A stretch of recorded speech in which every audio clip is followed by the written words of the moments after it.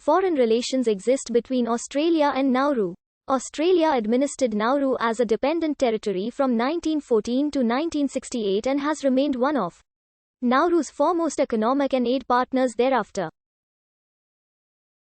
Nauru has a High Commission in Canberra and a Consulate General in Brisbane.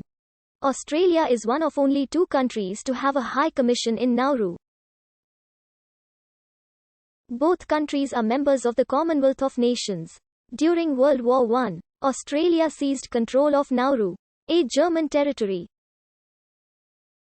Britain, Australia and New Zealand were given a joint League of Nations mandate over Nauru in 1920. But the island was administered by Australia. It was governed by Australia as a United Nations Trust territory after World War II. In 1968, Nauru became an independent sovereign nation. In 1989, Nauru appealed against Australia to the International Court of Justice, due to the environmental devastation inflicted by phosphate mining during the colonial period. In 1993, Australia offered Nauru an out-of-court settlement of $2.5 million Australian dollars annually for 20 years. In 2001, bilateral relations were strengthened by an agreement known as the Pacific Solution.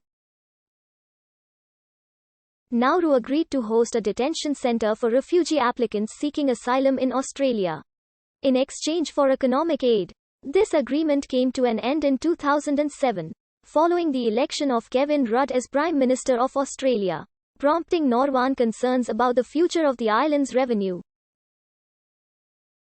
In 2008, talks began between Australia and Nauru regarding the future of the former's economic development. Aid to the latter. Nauruan Foreign and Finance Minister Dr. Kieran KK stated that his country did not want aid handouts. One possible solution currently being explored would be for Australia to assist Nauru in setting up a boat repair industry for regional fishing vessels.